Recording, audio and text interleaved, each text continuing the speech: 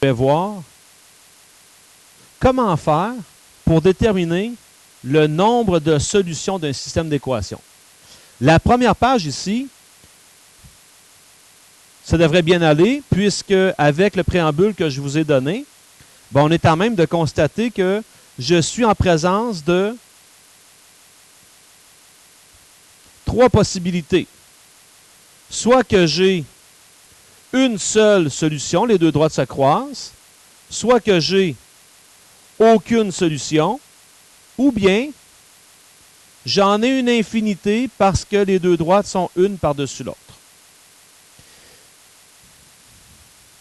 Et je vais aller à l'essentiel. Vous avez remarqué, et vous m'avez dit, lorsque deux droites se croisent, ben, ça va vouloir dire essentiellement qu'elles n'ont pas la même pente. Dès que les pentes sont différentes, elles vont se croiser éventuellement.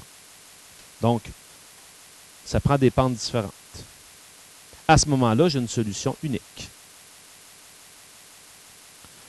De la même manière, on s'est questionné. Quand j'ai des droites parallèles, vous avez rapidement compris qu'avec le dernier chapitre, que ça signifie que les pentes sont égales. Mais plus que ça, Sandrine a mentionné, il faut que les ordonnées à l'origine soient différentes. Il faut que les ordonnées à l'origine soient différentes. À ce moment-là, elles ne partent pas à la même place, mais elles augmentent de la même manière. Elles sont parallèles. Aucune solution. Et finalement, deux droites une sur l'autre, ben, vous avez remarqué que ça prenait la même pente. Et il fallait aussi que les ordonnées à l'origine soient les mêmes.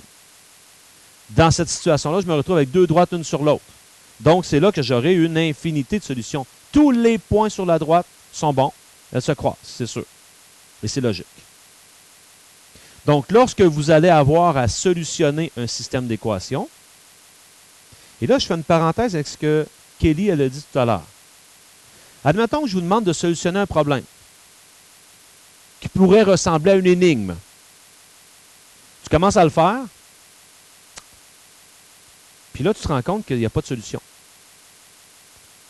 Qu'est-ce que tu pourrais aller faire pour vérifier est-ce que je me suis trompé ou pas? Pas de solution. Tu pourrais aller vérifier est-ce que mes deux droites ont la même pente? Et est-ce que mes deux ordonnées à l'origine sont différentes? Si oui, ben je comprends pourquoi je n'ai pas de solution. J'ai deux droites qui sont parallèles. Donc, fini le stress, ça veut dire que je réponds qu'il n'y a pas de solution. OK? Regardez quelques exemples. Donc, je vais vous donner un système d'équations à chaque fois et on aura à choisir est-ce qu'on n'a aucune solution, solution unique ou une infinité de solutions. Pour répondre à ces questions-là, vous comprendrez que la première information à aller chercher, c'est la pente. J'ai besoin de la pente pour prendre une décision. Alors, je vais aller chercher la pente de celle-ci pour commencer. Ce que je pourrais faire pour aller chercher la pente de ça ici, ben, ça serait peut-être de la mettre sous la forme y égale ax plus b. Parce que, on l'a vu, lorsque je suis sous cette forme-là, directement ici, j'ai la pente. Puis même plus tard, si j'en ai besoin, directement là, j'ai l'ordonnée à l'origine. Donc, c'est une forme qui peut être bien intéressante pour comparer deux droites. Alors, si je fais ce travail-là, c'est sûr qu'ici, je dois faire moins x, pour venir isoler mon y. Donc, je peux écrire au côté que ça, c'est la même chose que y égale. Je vous invite à l'écrire dans le bon ordre tout de suite, c'est-à-dire moins x plus 12. Et je pourrais faire la même chose avec l'autre. Mais l'autre est peut-être moins évidente à faire parce que c'est pas y que j'ai ici, mais c'est moins y. Pas si grave que ça. Tu pourrais faire ceci. Tu pourrais faire plus y plus y. Tu vas te retrouver avec x égale 6 plus y. Puis après ça, je vais faire moins 6 de chaque côté. Donc, ça va faire x moins 6 égale y. Je l'ai isolé. Ou si vous voulez, ça, c'est la même chose que si je vous écrivais y égale x moins 6. C'est la même affaire. Puis là, ça devient très facile de comparer les deux. Tu t'en viens dans la première. Tu fais ressortir sa pente. La pente de celle-ci, quelle est la pente de celle-ci? Moins 1. Et je sors la pente de celle-ci. 1. Qu'est-ce que ça signifie? Une seule solution. Solution unique. On peut écrire même, pardon, pas la même pente. Pente différente.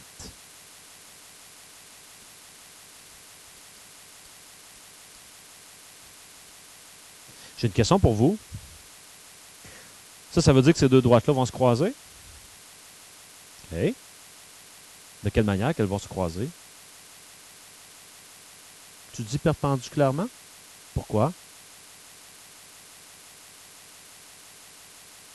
Yes. En fait, quand je fais moins 1 fois 1, ça donne moins 1. C'est une parenthèse que je vous lance comme ça, mais ça veut dire que ces deux droites-là se coupent perpendiculairement. OK. Mais ça n'a pas d'influence. Une solution unique pareille. En voici deux autres. Y moins 2x moins 4 égale 0. Qu'est-ce que vous êtes tenté de faire ici?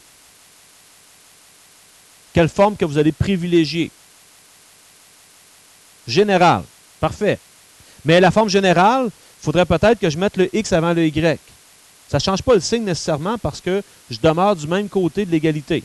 Donc ça, c'est la même chose que moins 2x plus y moins 4 égale 0.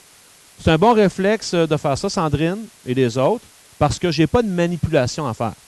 J'évite de peut-être faire des erreurs. Et pourquoi j'ai fait ça? Parce que je vois que j'ai la forme ax plus by plus c égale 0. J'ai besoin de sa pente.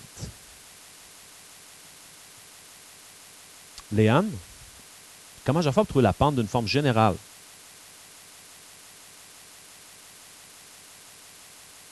Merveilleux. Moins a sur b. Donc, moins a, ça veut dire, je fais attention, ça va faire 2 sur b qui vaut 1. Donc, la pente, c'est 2. OK. Donc là, je vais aller comparer avec l'autre. Avec l'autre, qu'est-ce que vous me proposez comme forme? Fonctionnelle. Hein? Parce que y est presque isolé. Il me reste à faire ici plus 2x plus 2x. J'aurai y égale 2x plus 6.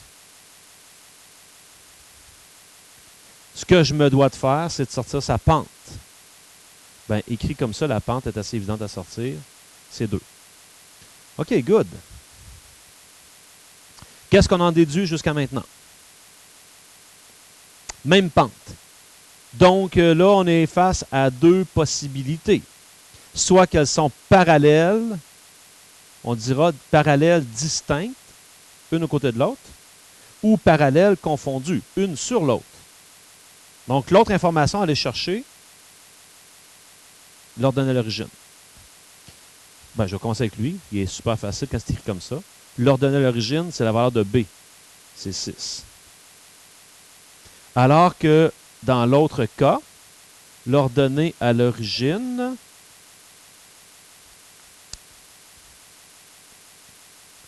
Emmanuel, tu peux-tu nous rappeler la formule? Moins C sur B. Super. Donc, moins C sur B. Ici, ça fera moins C, ça fait 4. Sur B qui vaut 1. Ça vaut 4. Donc, aucune solution. Même pente, ordonnée à l'origine, différent. Mais quand je suis avec ça, je sais que ce sont des parallèles distincts. Pas obligé, il faut le savoir. Mais ça serait comme la conclusion ici. Quand je constate ça, là, je peux dire aucune solution. OK. La prochaine. Alors, la prochaine, on est vraiment gentil. On nous donne à peu près tout ce qu'on a de besoin. Parce que ici, elle est bien placée. Donc, la pente est l'ordonnée à l'origine. Donc, la pente, c'est 2. L'ordonnée à l'origine, c'est moins 3. La prochaine forme, William, on ferait quoi selon toi?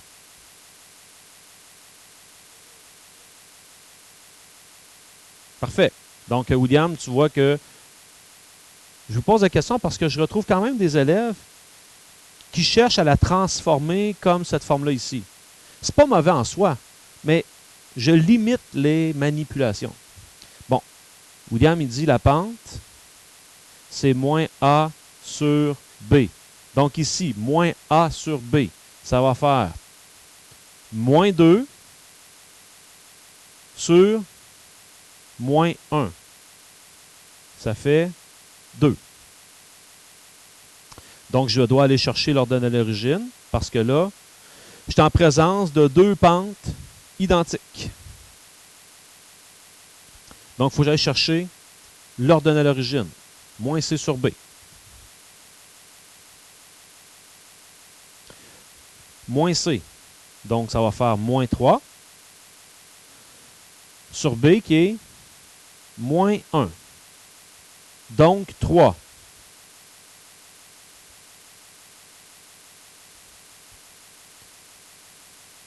Moins 3, 3. C'est pas la même affaire. Donc, ici, j'aurai encore une fois aucune solution. Même pente, ordonnée à l'origine, différent. Il nous en reste 2. Le prochain est une forme particulière,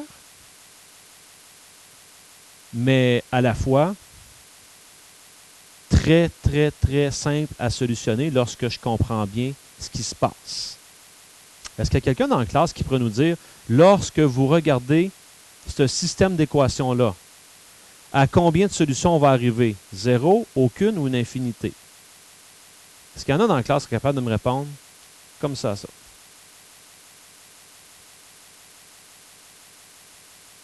Aucune?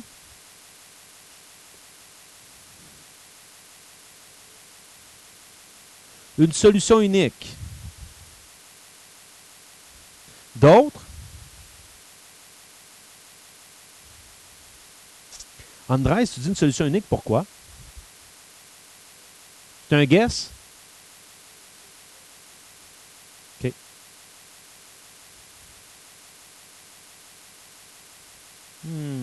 OK. Il faut avoir une idée de y égale 4, ça ressemble à quoi dans le plan cartésien?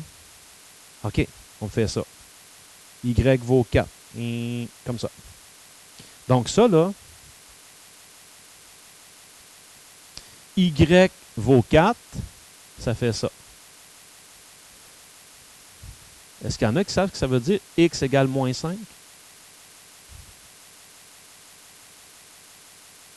X vaut tout le temps moins 5. C'est vertical. Fait qu'on va avoir combien de points de rencontre? 1. Puis il va être où le point de rencontre? Il va être à moins 5, 4, c'est sûr. Ah, c'est ce qui est plus simple, ça. OK? Donc, je n'ai même pas de calcul à faire. Solution unique. Puis, on pourrait même dire que la solution, c'est certain que ça se croise à moins 5, 4. Y vaut tout le temps 4, X vaut tout le temps moins 5. C'est là qu'ils vont se croiser. Donc, retenez bien la forme d'une droite verticale et la forme d'une droite horizontale. Celle-ci, vous la connaissiez quand même pas pire. Ça peut peut-être vous embêter. Mais on sait maintenant, X égale, c'est une droite verticale. Et il nous en reste 1. On a l'équation Y égale 2X plus 7 et moins 6x plus 3y moins 21 égale 0. Une fonctionnelle, une générale, donc on va continuer comme on faisait tout à l'heure. C'est-à-dire ici, je vais sortir sa pente, ainsi que son ordonnée à l'origine. La pente, c'est 2. L'ordonnée à l'origine, c'est 7. Dans l'autre, sa pente, ordonnée à l'origine. La pente, moins A sur B. Calculons ça. Moins A sur B. C'est-à-dire, moins A. Donc, ça devient 6 sur 3, qui me donne 2. À date, j'ai la même pente. Ordonnée à l'origine. Moins C sur B. Moins C, 21, sur B, qui est 3, ça fait 7. Même ordonnée à l'origine. Donc, elles sont une sur l'autre. Une infinité de solutions. Et regardez bien en avant 2 minutes. Si elles sont une par-dessus l'autre, êtes-vous d'accord avec moi? Ça veut dire que c'est la même droite dans le fond? Hein? C'est ça que ça veut dire. Regardez ici. Je prends ça, là. Je fais plus 6x, plus 6x. Je vais juste la manipuler, voir. Il me reste 3y égale 6x. Oups. Ben, je vais écrire plus 21 parce que j'aurais fait plus 21, plus 21. OK? Il me reste quoi à faire après ça pour avoir la valeur de y? Il faut diviser par 3 partout pour avoir la valeur de y égale. Et qu'est-ce qui se passe? 6x sur 3, 2x. 21 sur 3, 7. Et je remarque que finalement, c'était la même, uniquement écrit sous la forme générale et manipulé un peu. C'est pour ça que c'est la même droite. Donc,